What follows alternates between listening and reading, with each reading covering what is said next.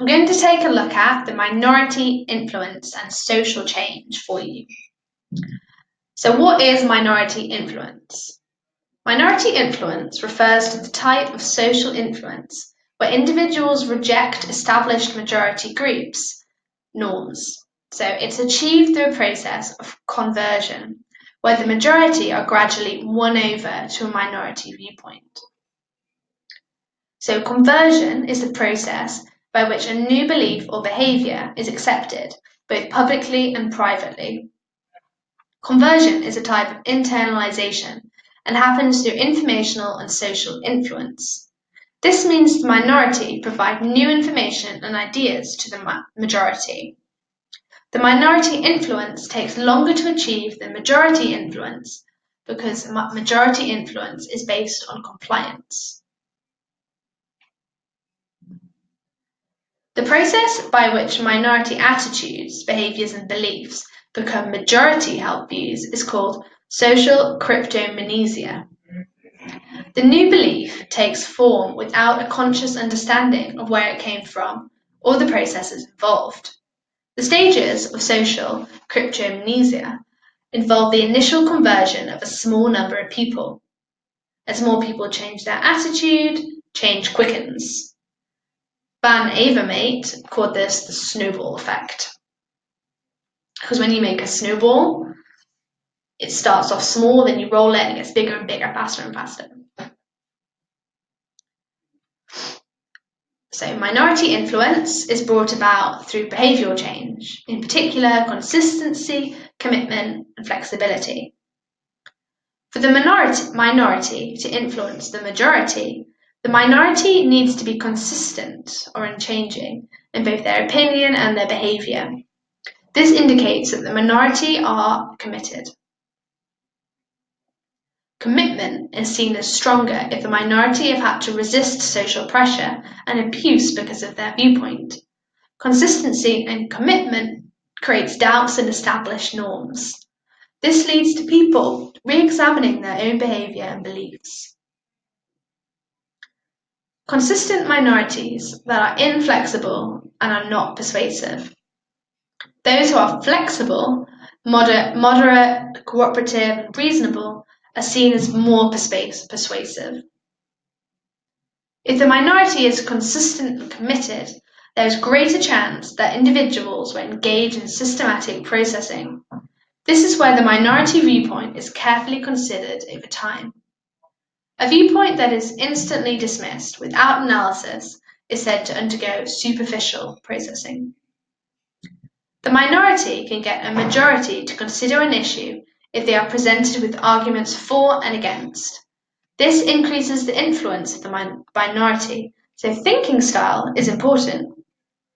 When the minority can get the majority to discuss and debate an issue, they become more persuasive.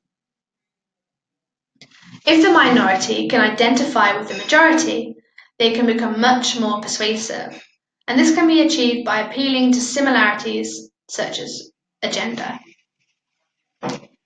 Mice, in 1982, found that a homosexual minority arguing for homosexual rights were less persuasive at changing the majority heterosexual position than a heterosexual minority. The heterosexual majority saw the homosexual minority as being different to them and having a personal interest in swaying the majority.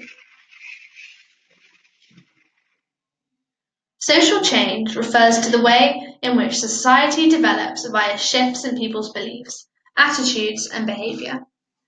Social change happens all the time, but it happens gradually with minority influence as the driving force. Social change can be positive, for example, equal rights for women, or it could be negative, for example, the eugenics movement, which viewed some races as being genetically inferior to others. So, for example, with the Nazis not liking Jews.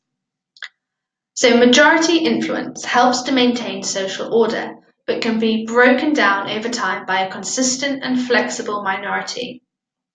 Majority influence also helps people to understand the behaviour and attitudes that are expected of society.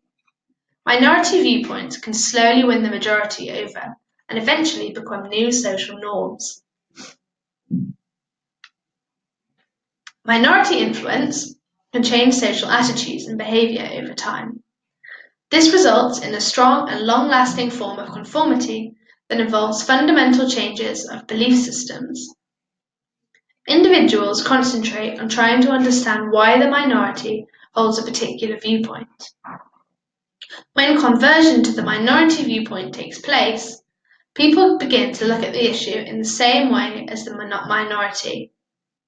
Innovation then takes place and new ideas and behaviours become the mainstream.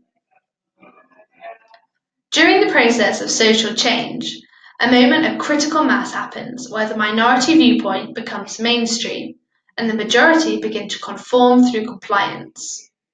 But compliance may be public rather than private, and people may still privately hold their original beliefs without showing them. So identification is needed for permanent change to take place. Social change brought about by minority influence tends to be gradual, so it has less of a disruptive impact on social order and causes less harm and conflict than more rapid social change. Slow, gradual change also means new ideas can be tested to check that they are suitable for mainstream society. Once social change has taken place, conformity consolidates and maintains new beliefs and behaviours as part of the new social order. So I'm going to use an example of Greenpeace here for you. So Greenpeace began as a small environmental pressure group in the early 1970s. At first, its members were seen as unconventional, but eccentric by the majority. But today, they are recognised and are a legitimate voice of environmentalism. This change from fringe group to majority acceptance took time, and it was gradually brought about by a convincing minority, who won the majority around the importance of the issues raised. That sums up the minority influence and social change.